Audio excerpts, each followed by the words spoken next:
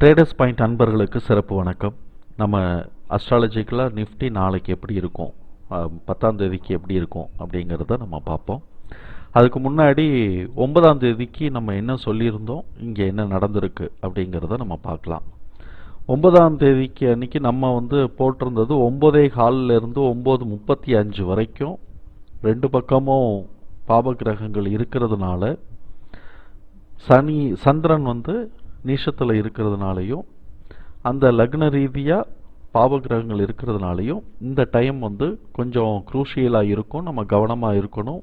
ஏறுதுன்னு ஏமாந்துடக்கூடாது, இறங்குதுன்னு ஏமாந்துடக்கூடாது அப்படின்னு சொல்லிட்டு, அதுக்கு அடுத்தது லக்னத்தோடைய 9:35 11 மணி மட்டும் இங்கே வரும்போது ஓரளவுக்கு சஸ்டெயின் பண்ணி மேலே ஏறுறதுக்கான, இங்கே ஏதாவது இறங்கி இருந்ததுனாக்க இங்கே ரெக்கவரி ஆகிறதுக்கான வாய்ப்புகள் இருக்குது அப்படின்னு நம்ம சொல்லியிருந்தது. அதுக்கப்புறம் 11 மணிலேருந்து ஸ்டாட்டிக் ராகுவோட லக்னம் கன்ஜெக்ட் ஆகிறதுனால இங்கேருந்தே டவுன்ஃபால் ஆகிறதுக்கான வாய்ப்புகள் இருக்குதுன்னு சொல்லியிருந்தோம். நேத்திக்கு இந்த டிரான்சிட் ராகு இங்கே இருந்தது. அதனால் 2:30 மணி மட்டும் மார்க்கெட் இறங்கிறதுக்கான வாய்ப்புகள் இருக்குது. 2:30 மணிக்கு பிறகு கொஞ்சமாக ஏதாவது ரெக்கவரி ஆகிறதுக்கான பாசிபிலிட்டிஸ் இருக்குது.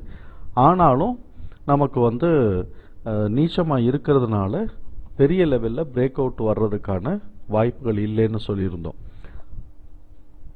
அதே மாதிரி நிஃப்டி வேணால் கீழே இறங்கலாம். மிச்ச கிரகங்கள்லாம் கொஞ்சம் பாசிட்டிவாக இருக்கிறதுனால இண்டிவிஜுவல் ஷேர்ஸ் இன்க்ரீஸ் ஆகும். ஆனால் நிஃப்டி தான் நமக்கு இந்த மாதிரி இருக்கும், கன்ஃபியூஸ்டாக இருக்கும். ஏறப்போதா இறங்கப்போதான்னு தெரியாமல் ஒரு குழப்பமான சூழல் இந்த இடத்துல உருவாகும் அப்படின்னு நம்ம சொல்லியிருந்தோம். கிட்டத்தட்ட அதே மாதிரி தான் நடந்தது. ஆனால் நம்ம ஃபஸ்ட்டு இந்த 15 நிமிஷத்தை நம்ம ப்ரெடிக்ட் பண்ணல, அதாவது சரியாக வரும்னு நம்ம தோணலை. அதனால் நம்ம அதை பெருசாக சொல்லலை. இந்த இடத்துல இருந்து அது மேலே ஏறுற மாதிரி காட்டிக்கிட்டு அப்படியே நின்றுக்கிட்டே இருந்துச்சு. இந்த இங்கெல்லாம் அப்படியே நின்றுக்கிட்டே இருந்துச்சு. மேலேயும் உடைக்கலை இல்லாமல் அப்படியே கீழே இறங்காமல் இங்கே நின்றுக்கிட்டே இருந்துச்சு. 11 மணிக்கு பிறகு அது உடைப்பாங்கன்னு பார்த்தா 11 மணிக்கு பிறகு உடைக்கவே இல்லை. இவங்க உடைக்க ஆரம்பித்தது பார்த்தோம்னா கிட்டத்தட்ட 1 மணிக்கு பிறகு தான் கீழே கொஞ்சமாக டவுனுக்காவது வராங்க.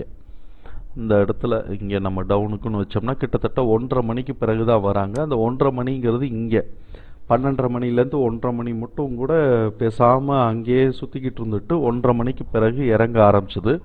கடைசி வரைக்கும் இந்த இடத்துல ஒரு கன்ஃபியூஸ்டு ஸ்டேஜ்னு சொன்னோம் பார்த்தீங்களா, அந்த கன்ஃபியூஸ்டு ஸ்டேஜு கூட கிளியராக இறங்கிட்டு இருந்தாங்க. நமக்கு தான் கன்ஃபியூஸ்டாக இருந்துச்சு, அவங்களுக்கு கன்ஃபியூஸ்டாக இல்லை, கிளியராக இறங்கிட்டு இருந்துட்டாங்க. சரி, இப்போ இப்படி இருக்கக்கூடிய இந்த நிலையில் நாளைக்கு எப்படி இருக்கும் அப்படின்னு சொன்னோம்னாக்க, சந்திரன் நீச்சத்திலிருந்து வெளியில் வந்துடுறாரு. இப்போ சந்திரன் தனுசில் நிற்கிறார். தனுசில் நிற்கக்கூடிய சந்திரனுக்கு என்னென்னலாம் அட்வான்டேஜ் இருக்குதுன்னு நம்ம பார்ப்போம். இது போக இது 10 மணி இது பத்தாது. ஏன்னா நாளைக்கு வேற ஒரு டர்னிங் பாயிண்ட் இருக்குது. சந்திரன் நீச்சத்திலிருந்து வெளியில் வந்துடுறாரு. நீச்சத்திலிருந்து வெளியில் அடுத்த கட்டத்துக்கு வந்த உடனே அவருக்கு ஸ்கோரெல்லாம் மேலே ஏறும்லாம் அர்த்தம் கிடையாது. ஸ்கோர் நார்மலாக தான் இருக்கும். அதுக்கப்புறம் செவ்வாயோட சந்திரன் சேர்றாரு. சூரியனோட சந்திரன் 11ஆம் தேதி தான் சேர போகிறாரு. ஸோ இப்போ செவ்வாய் சூரியன் சேரக்கூடிய காலகட்டங்கள் பார்த்தோம் அப்படின்னு சொன்னாக்க சந்திர மங்கள யோகம்னு சொல்லுவோம். இந்த சந்திர மங்கள யோகம்ங்கிறது மக்களை அட்ராக்ட் பண்ணுறதுக்கான செல்வாக்கு கிடைக்கும். அதுதான் சந்திரமங்கள யோகம். எல்லாரும் நம்ம எங்கே போனாலும் நமக்கு ஒரு அட்ராக்ட் கிடைக்கும், அது இண்டிவிஜுவலாக இருந்ததுன்னா. அப்போ இங்கே மார்க்கெட்டில் ஒரு அட்ராக்ஷன்ஸ் கிடைக்கிறதுக்கான வாய்ப்புகள் இருக்குது. அதே மாதிரி குருச்சந்திர யோகம். இந்த குருச்சந்திர யோகம் குருவும் சந்திரனுக்கும் 9ஆம் இடத்துல இருக்குது. இந்த குருச்சந்திர யோகம் மத்தியமாக தான் வேலை செய்யுது. என்ன காரணம் அப்படின்னு சொன்னாக்க, குருவும் ஆட்சி உச்சத்தில் இல்லை, சந்திரனும் ஆட்சி உச்சத்தில் இல்லை. குருச்சந்திர யோகம் கிடைக்குது, அப்போ மத்தியமமாக கிடைக்கும். அப்போ என்ன ஆகுறது, கொஞ்சமாக மேலே ஏறுறதுக்கான முயற்சிகளை இது இந்த 10ஆம் தேதி எடுக்கிறதுக்கான வாய்ப்புகள் உண்டு. அதே சமயத்தில் இன்னொரு அலாமும் நம்ம சேர்த்து கொடுத்துடணும். 11ஆம் தேதி அமாவாசை வரப்போகுது. 11ஆம் தேதி அமாவாசைனாக்க நம்ம வந்து அஸ்ட்ராலஜிக்கலாக வந்து 4 டேட் வந்து நம்ம ரொம்ப முக்கியமாக வச்சுக்கணும். அதுக்கு முன்னாடி ஒரு நாள் 2 நாள், அதே மாதிரி பின்னாடி ஒரு நாள் 2 நாள் எப்படி வேணாலும் ஆக்ட் ஆகும். ஒன்று அமாவாசை, 2வது பௌர்ணமி, 3வது அஷ்டமி நவமி. இந்த 4 நாட்களையும் வந்து அஸ்ட்ராலஜிக்கலாக நம்ம பார்க்கும்போது ரொம்ப முக்கியமாக வைக்கணும். ஏன்னா இங்கே தான் டேர்னிங் பாயிண்ட்டே ஆரம்பிக்கும். அதுலேயும் குறிப்பாக அமாவாசை பௌர்ணமி வரும்போது வாங்கணும்னு நினச்சா மாசிவாக மேலே புல் ரன் போயிடும், விற்கணும்னு நினச்சா மாசிவாக கீழே வந்து பேர் ரன் போயிடும். ஸோ இப்போ அது வந்து 2 எட்ஜ் இருக்கும். இங்கே பேலன்ஸ் பண்ணுறதெல்லாம் இல்லை, அடித்து நுறுக்கி எடுத்துவிடுவாங்க மேலேயோ கீழேயோ. இந்த அமாவாசை வந்து 11ஆம் தேதி தான் வரப்போகுது. அப்போ அதோட இம்பேக்ட் வந்து நாள் சாயங்காலம் ஆஃப்டர் வந்து 12:30 மணிக்கு பிறகு வருதா அப்படிங்கிறத நம்ம வாட்ச் பண்ணி பார்க்கணும். ஸோ இப்போ நமக்கு இருக்கக்கூடிய பலம் என்னென்ன இருக்குது? சந்திரன் வந்து முதல்ல நீச்சத்துலேருந்து வெளியில் வந்துட்டார், ஆனாலும் சந்திரனுக்கான ஸ்கோர் இல்லை, அதை நம்ம பார்க்க போகிறோம். அதுக்கப்புறம் வந்து சந்திரன் செவ்வாய் சேர்ந்து இருக்கிறதுனால சந்திரமங்கல யோகம் கிடைக்குது, அதனால பீப்புள் அட்ராக்ஷன்ஸ் இந்த இடத்துல கிடைக்கும். அதே மாதிரி குரு சந்திரர் யோகம் வந்து மிட் டேர்மாக வேலை செய்யுது, அதாவது இது வந்து மாடரேட்டாக வேலை செய்யுது. அதனால அங்கே இருக்கக்கூடிய நாலேஜோ இல்லாட்டி பணம், இந்த குருச்சந்திர யோகம்னாக்க செல்வ வளங்கள் வந்து கிடைக்கும் அப்படிங்கிறது. ஆனால் அது மாடரேட்டாக கிடைக்க போகுது. அப்போ நாளைக்கு ஒரு மாசிவ் புல்லோ பேரோ இருக்குமான்னாக்க அப்படி நம்ம சொல்ல முடியாது. ஆனால் பாசிட்டிவாக இருக்கிறதுக்கான வாய்ப்புகள் இருக்குது அப்படிங்கிறத நம்ம சொல்லலாம். அதெல்லாம் சப்சிக்வெண்ட்டாக அதை நம்ம கன்ஃபார்ம் பண்ணுவோம். இந்த ஸ்டேஜில் நாளையிலிருந்து மார்க்கெட் கொஞ்சம் பாசிட்டிவாக இருக்கிறதுக்கான வாய்ப்புகள் இருக்குது. இந்த டேட்லேயும் வந்து பாருங்கள், 10th January is a key date.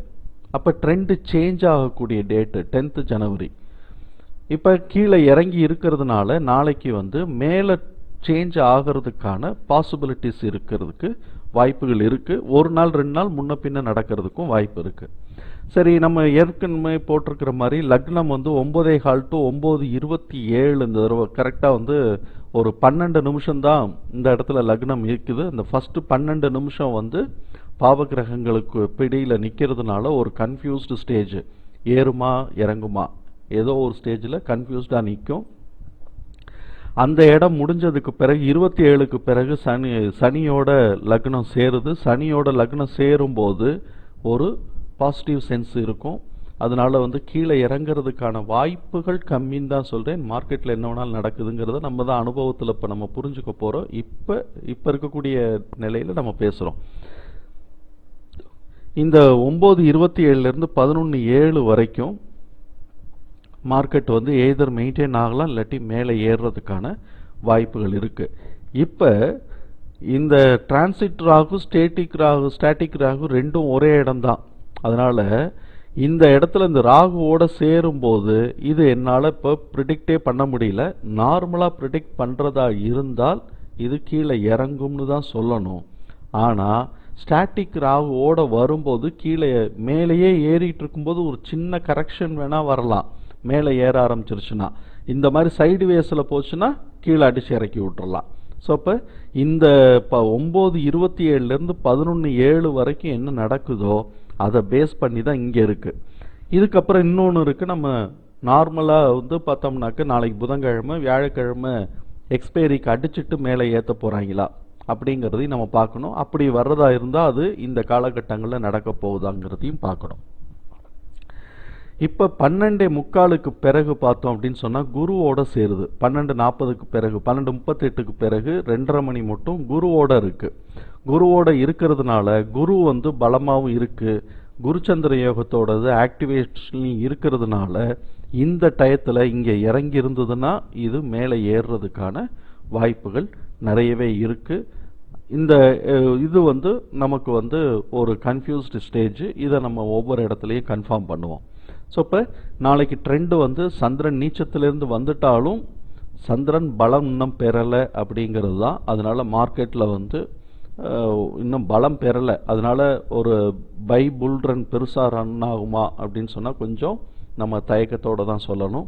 ஆனால் பாசிட்டிவாக இருக்கிறதுக்கு வாய்ப்பு இருக்குது அப்படின்னு வேணால் நம்ம கன்ஃபார்ம் பண்ணலாம். அதில் ஃபஸ்ட்டு 12 நிமிஷம் வந்து கொஞ்சம் சிரமமாக இருக்கும், வாலட்டிலிட்டி இருக்கும்.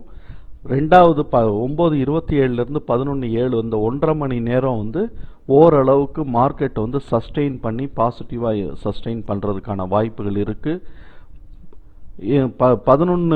11:07 12:30 மணி மட்டும் இந்த 1.5 ஹவர் வந்து மார்க்கெட் வந்து என்ன பண்ண போகுதுன்னா, நார்மலாக இந்த இடத்துல கரெக்ஷன் எடுக்கணும், ஆனால் நாளைக்கு எடுக்குதாங்கிறத பார்ப்போம். இன்றைக்கி இந்த இடத்துல சஸ்டெயின் பண்ணிட்டாங்க, இறங்க ஆரம்பித்தது இங்கே தான் இறங்க ஆரம்பித்தாங்க. நாளைக்கு இங்கே கரெக்ஷன் எடுக்கணும் அப்படிங்கிறது தான் நம்மளுடைய யூகம். எடுக்குதாங்கிறத நாளைக்கு செக் பண்ணி பார்த்துட்டு இந்த இடத்த அப்டேட் பண்ணிக்குவோம். 12:30 மணிக்கு பிறகு குருவோடு சேர்றதுனால மார்க்கெட் வந்து ஒரு ஸ்டேபிள் ஆகிறதுக்கான வாய்ப்புகள் இருக்குது. இந்த இடம் கன்ஃபியூஷனாக இருக்கும், வழக்கம் போல் இந்த இடம் கன்ஃபியூஷனாக இருக்கும். இது ஏன் கன்ஃபியூஷனாக இருக்குதுன்னா, சந்திரனுக்கும் சூரியனுக்கும் 12ஆம் இடத்துல சுக்கிரன் போயிடுது. இது ஒரு பார்ட். சரி, இப்போ இதுக்கு என்னென்னலாம் நமக்கு இருக்குது அப்படின்னு சொன்னால், சந்திரனுக்கு 4ஆம் இடத்துல ராகு இருக்கிறதுனால இந்த ராகு வந்து நல்ல விதமாக பலன் தருவார். அப்போ இனிஷியலாக நாளையிலேருந்து இந்த ராகு வந்து நல்ல விதமாக பலன் தருவார். அப்போ பாசிட்டிவாக டேர்ன் ஆகிறதுக்கான வாய்ப்புகள் இருக்குது. எதெல்லாம் பார்க்கறது அப்படின்னு சொன்னால், எந்த கிரகத்தோட பார்வையும் இல்லை, எக்ஸப்ட் குருவோட பார்வை மாத்திரம்தான் இங்கே இருக்குது, அதனால பெருசாக இல்லை. சரி, இதுக்கு வந்து இங்கே சனியோட சேர்ந்துருது, இங்கே வரும்போது செவ்வாயோட பார்வை வந்துடுது. செவ்வாயோட பார்வை வர்றதுனால எகைன் திருப்பி சந்திரமங்கல யோகம் ஆக்ட் ஆகிறதுனால தான் இந்த இடத்துல கொஞ்சம் கீழே இறங்கிட்டு கரெக்ஷன் எடுத்துட்டு திருப்பி ஈக்குவலைஸ் பண்ணுறதுக்கான வாய்ப்புகள், ஃபில் பண்ணுறதுக்கான வாய்ப்புகள் இருக்குதுன்னு நம்ம பார்க்குறோம். இங்கே வந்து குருவோட பார்வையும் சனியோட பார்வையும் சந்திரனுக்கு கிடைக்கிறதுனால ஓரளவுக்கு மார்க்கெட் இங்கே இறங்கி இருந்ததுன்னா அந்த இடத்த மேலே உடைச்சி போகிறதுக்கோ இல்லாட்டி மேலே ஃபில் பண்ணிவிட்டு உடைக்கிறதுக்கான முயற்சியை எடுக்கிறதுக்கு வாய்ப்பு இருக்குது அப்படிங்கிறத நம்ம இப்போ பார்த்துட்டோம். இப்போ இந்த இடத்துல நமக்கு வந்து ஃபஸ்ட்டு லக்னா நாளைக்கு வந்து எல்லா கிரகமும் எக்ஸப்ட் ராகுவை தவிர்த்து எல்லா கிரகமும் பாசிட்டிவாக இருக்குது. அதே சமயத்தில் எல்லாம் பாசிட்டிவாக இருக்குன்னு நம்ம நினச்சிக்கிட்டு இருக்கிறோம். ஆனால் கீழே வந்து சந்திரன் வந்து மால்ஃபிக் அஃபெக்ட் ஆகிருக்கிறாரு, செவ்வாய் அஃபெக்ட் ஆகிருக்கிறாரு, குரு அஃபெக்ட் ஆகிருக்கிறாரு, சுக்கிரன் அஃபெக்ட் ஆகிருக்காரு, சனி ராகு 2 பேருமே அஃபெக்ட் ஆகிருக்கிறாங்க. ராகு நிறைய கெடுதல் செய்கிறதுக்கு தான் வாய்ப்பு இருக்குது அந்த ஃபஸ்ட்டு டயத்தில். ஸோ இப்போ அந்த இடத்துல ராகுவோட பார்ட்டு வரலை. இப்போ மிச்ச கிரகங்கள் எல்லாமே வந்து மாடரேட்டாக தான் ஃபங்க்ஷன் பண்ண போகுது, எக்ஸப்ட் சூரியன் அண்டு புதன். சூரியனும் புதனும் வேணால் ஒரு 75% அட்வான்டேஜ் கொடுக்கும். பாக்கி எல்லா கிரகமும் மாடரேட்டாக தான் இது வந்து பெர்ஃபார்ம் பண்ண போகிறது. அதனால ஒரு ஏற்றம் இறக்கத்தை நம்மளால் ஃபஸ்ட்டு அந்த ஒரு 20 மினிட்ஸு 25 மினிட்ஸு ப்ரிடிக்ட் பண்ணுறது கஷ்டம். செகண்ட் பார்ட் ஆஃப் த லக்னம் வந்து கரெக்ஷன்ஸ்குள்ளே தான் போகுது. செகண்ட் பார்ட் ஆஃப் த லக்னம் கரெக்ஷன்ஸ்குள்ளே தான் போகுது. நம்ம அந்த இடத்துல பார்த்தோம் சனியோட சேரும்போது நல்லா இருக்கும் அப்படின்னு நம்ம பார்த்தோம். ஆனால் இங்கே எல்லா கிரகத்தோடைய வலிமையும் கம்மியாக இருக்கிறதுனால இதை தாண்டி ஒன்ஸ் ஏறி இருக்கலாம்.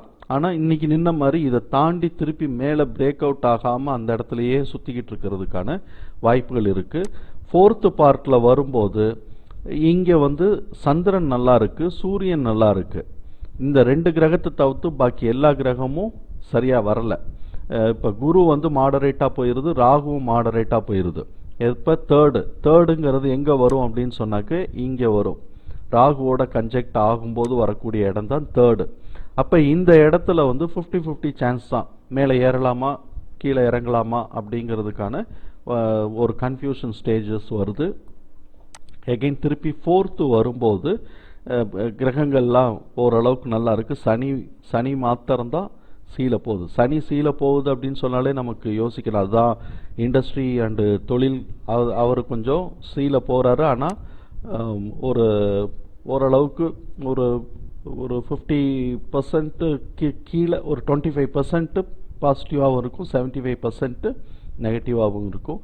இந்த இடத்துல சந்திரன் வந்து மேலே ஏற்ற போகிறாரா கீழே இறக்க போகிறாங்கிறது தான் டவுட்டு. பாக்கி எல்லா கிரகமும் நல்லா இருக்கிறதுனால நிஃப்டி வேணால் கீழே இறங்கலாம். ஆனால் இண்டிவிஜுவல் ஸ்டாக்ஸ்ன்னு நம்ம பார்த்தோம் அப்படின்னு சொன்னோம்னாக்க நல்லா ஏறுறதுக்கு வாய்ப்பு இருக்குது. அப்போ நிஃப்டியோட ஹெவி வெயிட் வேணால் கரெக்ஷனுக்குள்ளே வரலாமே தவிர்த்து இண்டிவிஜுவல் ஸ்டாக்ஸ் மேலே ஏறுறதுக்கான, அதர் ஸ்டாக்ஸ் எல்லாம் மேலே ஏறுறதுக்கான வாய்ப்புகள் இருக்குது. இந்த கடைசி பார்ட்லேயும் இதே மாதிரி தான் ஒரு ப்ராஃபிட் புக்கிங்க்கு வரும். அதே சமயத்தில் நிஃப்டிக்கு மாத்திரம்தான் இது அப்ளிகபிள் ஆகுது. மற்றபடி இண்டிவிஜுவல் ஸ்டாக்ஸில் ஓரளவுக்கு ஸ்ட்ராங்காக இருக்குது. அப்போ நாளைக்கு இண்டிவிஜுவல் ஸ்டாக்ஸ் நல்லா ஓரளவுக்கு ஸ்ட்ராங்காக இருக்குது. அதே சமயத்தில் நிஃப்டியோட ஹெவி வெயிட்டுக்கு அவ்வளோ தூரம் நம்மளால் பாசிட்டிவாக யோசிக்க முடியல. இது நடக்குதாங்கிறத நாளைக்கு செக் பண்ணி பார்ப்போம். நான் ஏற்கனவே சொன்ன மாதிரி இது ஒரு பயிற்சி தானே தவிர்த்து, இந்த முயற்சிங்கிறது ஒரு பயிற்சி தானே தவிர்த்து இதில் வரக்கூடியதை நம்ம சப்சிக்வெண்ட்டாக நம்ம இந்த ஸ்கில்லில் இன்க்ரீஸ் ஆகிட்டு ஸ்கில்லை இன்க்ரீஸ் பண்ணிக்கிட்டு அக்யூரசி லெவலுக்குள்ளே மூவ் பண்ண ஆரம்பிப்போம். நமக்கு வரக்கூடிய அனுபவங்கள்லேருந்து ஒரு ஏரியாவாக நம்ம செக் பண்ணிக்குவோம். ஆல்டர்னேட்டிவ் நடக்கும்போது பார்த்துக்கலாம்.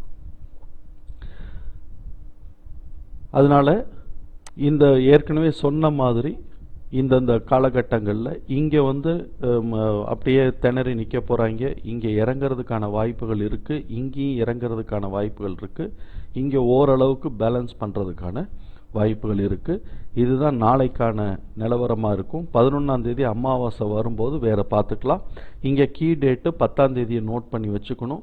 கீழே உடச்சி இறங்கினான்னா சப்போர்ட் லெவல் 21,276. அதாவது அந்த இடத்த உடச்சி இறங்கினா தான் நாளைக்கு உடைக்கிறதுக்கான வாய்ப்புகள் கம்மியாக இருக்கும்னு நினைக்கிறேன். பார்ப்போம். மேலே ஏறட்டும், எல்லாருக்கும் நல்ல லாபம் கிடைக்கட்டும். நம்ம பார்ப்போம். நன்றி நண்பர்களே.